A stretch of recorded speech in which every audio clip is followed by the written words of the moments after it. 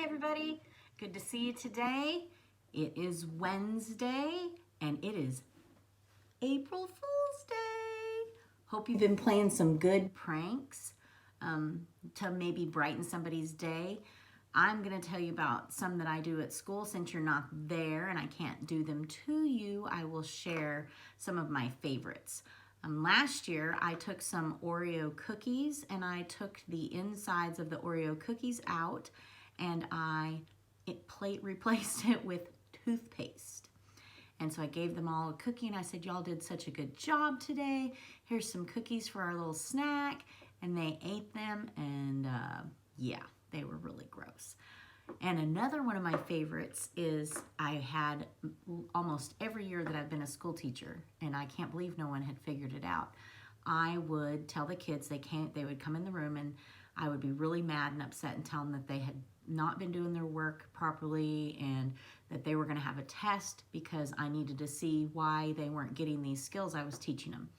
So I made them number their paper 1 to 10, and then I would ask them 10 questions that they absolutely would not know the answer to.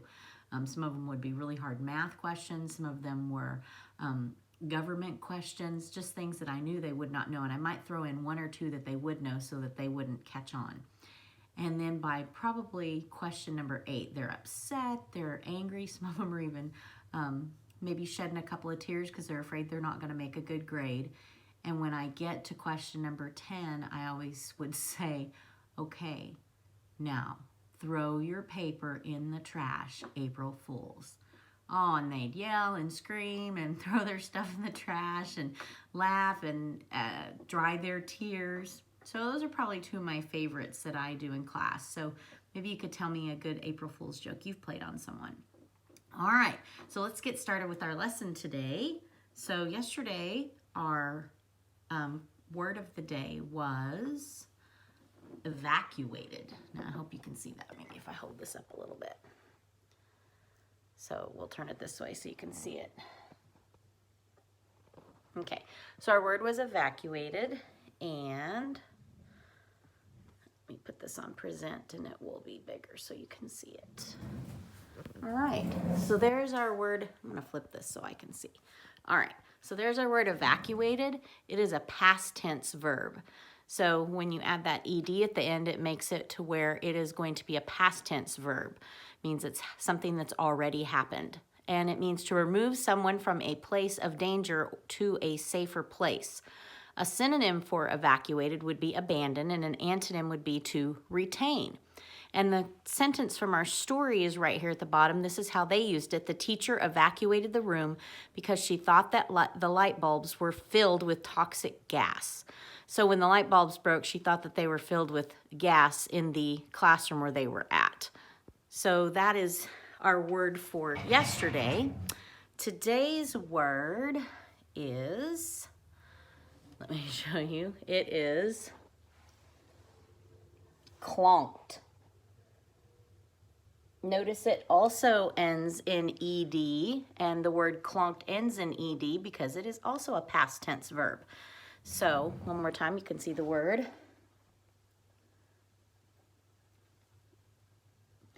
And you can see the picture there representing what it might mean. So listen for that sentence today as we read and figure out what the word clonked means. All right, so yesterday we had the main idea, and our main idea we were supposed to be listening to was for our chapter that we read, and Hayden Edwards from the 5th grade at Dibble, he has given us his answers, and I used them today because they're very good. So if you send me your answers, I might use them on our lesson. So his idea for what the main idea was is Tommy and his friends tell the school board not to send Dwight to CREF. And that's correct. That's what that chapter was about. And he gave us some supporting details, and I put his name right there. Look at you, Hayden Edwards. So his supporting details were, how did he support that fact how did he prove that Tommy and his friends were telling the school board not to send Dwight to CREF? So how did he decide that that was the main idea? Well, here are his details that support what his main idea is. They wrote a letter, and we know that they did. They had written, that's what the chapter was that, oops, sorry, right here, there we go. They wrote a letter, and then number 2, they are telling stories for the case file. So they're gonna, this whole rest of this book is gonna be a case file built up of reasons that Dwight's a good kid. And then they have proof that Dwight is a good guy. And they're gonna have their proof throughout this story. So those are his 3 supporting details and the main idea. Good job, Hayden Edwards. That was excellent. So today I want you to also be trying to decide what you think the main idea is and using our skill from last week, which was predicting. And here is our chapter today. It is called Origami Yoda and the Brat. And it is told by Kellen. And then Tommy has to actually put it in the case file because Kellen does not like to write. So he talks into this tape thingy. And that's what he calls it, a tape thingy. And then Tommy will take it and he will write it down. So I want you to think what the main idea is today as I read, and I also want you to do some predicting right now. So in your head, I want you to predict, what do you think this chapter is going to be about? Origami Yoda and the Brat. And there's some pictures right there. You can see that. Some little doodles that Kellen has drawn on there. Okay, so think in your head what you think that's going to be about. And then we're also going to do the main idea with supporting details today for this chapter. So if you send it to me, I might use yours in our answer tomorrow. There we go. All right. Origami Yoda and the Brat by Kellen, as dictated to Tommy. Dear school board members, this shows the way that Dwight and Origami Yoda help us to solve problems, even though it actually happened over the summer, not at school. In this case, Origami Yoda saved the life of a small child because otherwise I was going to strangle the little brat. I'm just kidding. Of course, I wasn't really going to kill him or even hurt him. That was the problem. He was too small to beat up. Everybody would have said I was a monster for picking on a little kid. He may be little, but he's got a big, nasty mouth. All this happened at Vinton Skate Park this summer. My mom would drop me off there on her way to work, and then she would pick me back up on the way home. I'd spent months begging and pleading for this arrangement, and I had done a million random chores to show that I was responsible and mature enough. It should have been paradise, hanging out with my friends, practicing tricks, getting junk food and Mountain Dews at the Quick Pick right across Route 24. The whole problem was the Brat lived nearby and just walked over. You never knew when he was going to show up, and once he was there, he would never, ever leave. Here's how my summer started. I was dying to show Lance and Murky my 50-50 grind. I'd been working on it every chance I could get. Kellen is a skateboarder, if you didn't catch that. I would drop down into the bowl, get great compression, and come up for the grind. But instead of boarding grinding into the lip, it sometimes slipped too fast. My feet came off, and I fell down into the bowl.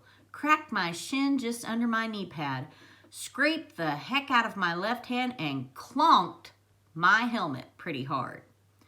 I'm lying there for a second, wondering if I'm dead, when this loud, high-pitched, obnoxious voice screeches across the bowl. Dude, you suck! I look up and see this tiny figure silhouetted against the angry summer sun.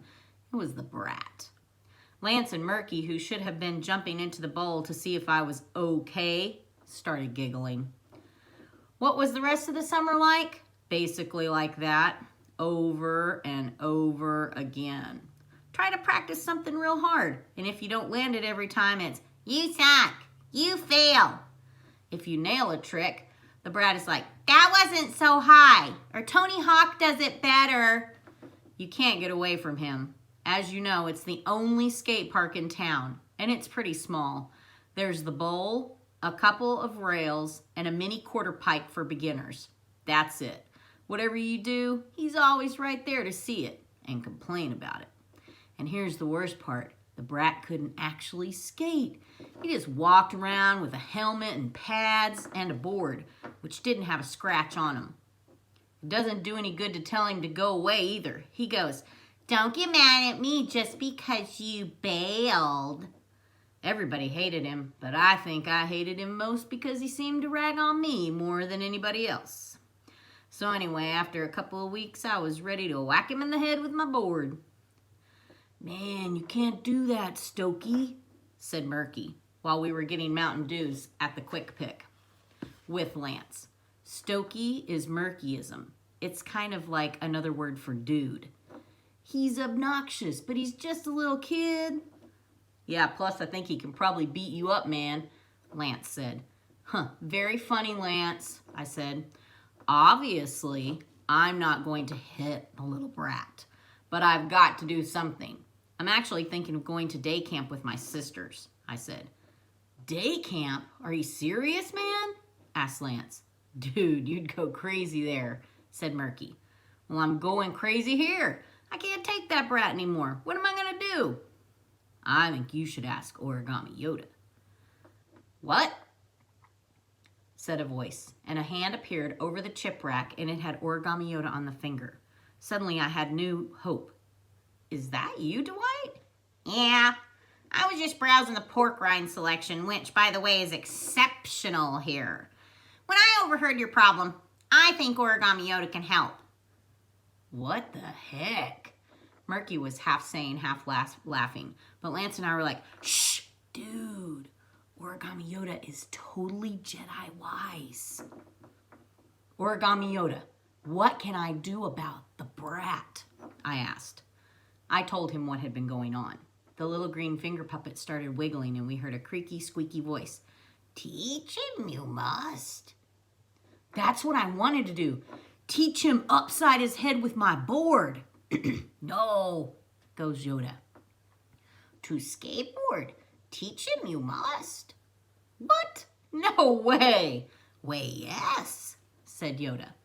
I went around to the next aisle to tell Dwight what a stupid idea this was. But Dwight wasn't there. And neither was Yoda. Just the pork rinds. What did he do? Like teleport? Said Murky. Actually, he's probably in the bathroom, said Lance. The men's bathroom door was closed. Lance checked it. Is it locked? Hey, are you in there, Dwight? I yelled. No answer. We waited a few minutes to see if he would come out, but he didn't. So we paid for our stuff and left. When we got back to the park, the brat was being a brat as usual. You just gotta do it, said Lance. Origami Yoda is always right. Yeah, I know. But if I teach him to skate, he's just gonna keep coming. Maybe he'll fall on his butt and run home crying and never come back, said Murky. Problem solved. Well, I did teach him, and he did fall on his butt and cry, but he didn't run home. We kept working on it. Every morning before the place got crowded, I'd help him do drop-ins off the main quarter pipe. Once he learned that, I taught him how to ride the ramp and come back down, then how to do a rock and roll on the lip. You might think I'm going to tell you that he learned fast and got really good, but he didn't. The truth is, he's not very good. He sucks. But I never tell him that, and he never tells me I suck anymore either. Harvey's comment. How come there's always about a story about Dwight in the bathroom? My comment. Great. Harvey just has to have the case file so he can add his scientific comments to it. And that's what we get. Bathroom jokes. This reminds me. The brat reminds me of someone. Let's see. A kid who just stands around and complains and insults people all the time. I just can't think of who that reminds me of. Harvey. In fact, the next story is about the complaining and the insults with the extra annoying bonus of Darth paper.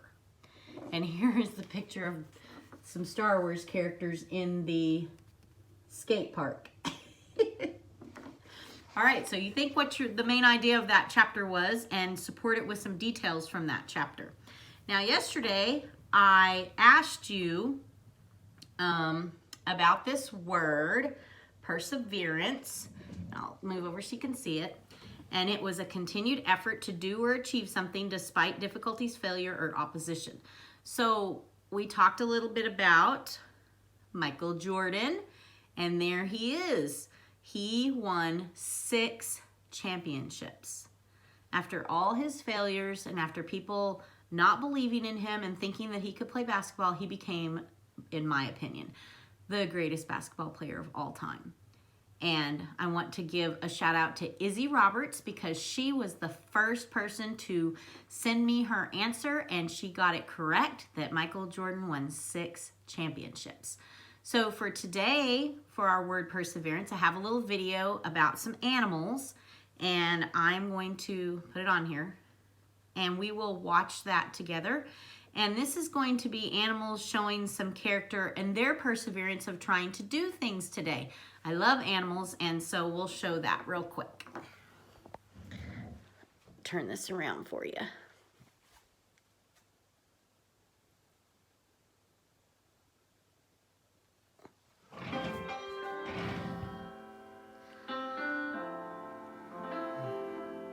So write down all the traits that you think these animals are showing in this video.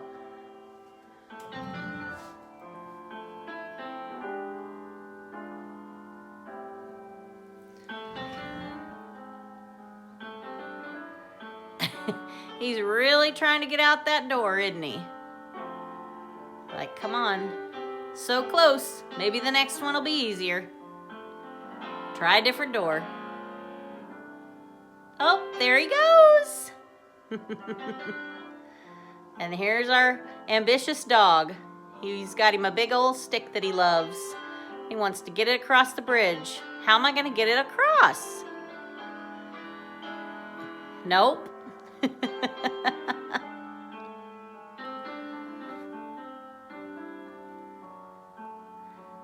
Come back.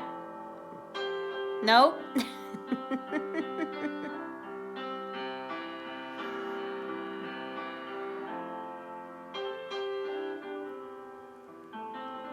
He's trying to figure it out. He's like, man, this stick just will not fit.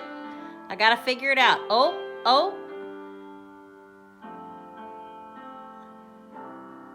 And look at that. He figured it out. Here's a panda bear. He wants to get up the hill. So cute. They're like, come on, let me help you.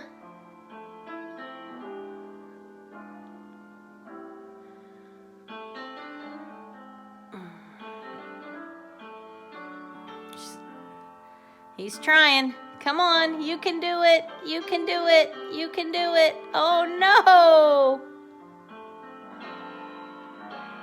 Come on, try again. Get up there. You can do it. Come on, baby.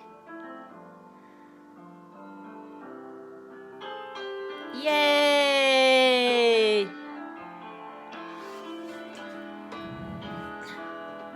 Okay, so those are some examples of perseverance, and we definitely are like animals, and what I mean by that is they have personalities and we have personalities, and they have to find ways to be able to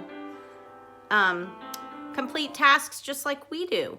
And so I'm so inspired by animals a lot of the times with some of the things that they're able to do, because they can, their personalities, they have a lot of perseverance. They definitely love unconditionally, and they will try and try and try. And that's how we need to be. We need to continue to try. In this tough time that we're in right now, I know some of you are probably bored and you're sad and you can't see your friends and all of those types of things. And we just have to keep persevering. We have to know that tomorrow is going to be another good day. We're still here. We're alive. We have beautiful weather in some places. You have your family still with you. We just have to continue to persevere through this, and our perseverance is going to be able to help us move to another level of just being able to look at the world and say, wow, what a wonderful place I've been given by God. It's a great place here. And just spend some time with your family, and we're going to get through this, is what I'm saying. So perseverance is our word this week. And yesterday we learned about Michael Jordan and how, you know, he had to keep trying and trying even though no one believed in him. And those little animal videos just proves that not only do people persevere, but animals can persevere. And so we're all in this together, and I bet a lot of you have a pet at home and they probably help you out. So just continue to use your perseverance each and every day. So that's our character trait this week. Now for our question, because I know most of you are waiting to know what that answer is to our question. So yesterday's question was, the most recycled item in America is the pizza box.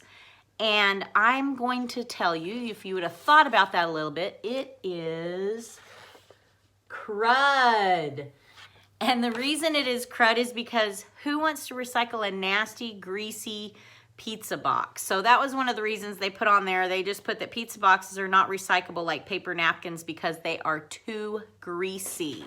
So all that lovely, delicious pizza that you like to eat, your box is not a recyclable item as of now. Now, here is tomorrow's question. Ladies, let's see if you can get this one right. It says, it was not until the 1800s that women were allowed to wear clothing with pockets. So you have to decide, how long did we have to wait before we got a pocket to put something in? So it was not until the 1800s that women were allowed to wear clothing with pockets. Hope you have a fun April Fool's today. Think up some fun joke to do to your family today. And don't forget to do your main idea for our chapter that we read with supporting details. You can tell me if your prediction was correct. And thanks again for sending me pictures of your homework that you've been doing. Keep persevering through that too, because it just only helps you to further your education. If you're doing these videos and you're having a good time and having fun, I'm glad you're here. Love you. And remember, kindness is a language everyone can hear. See you later.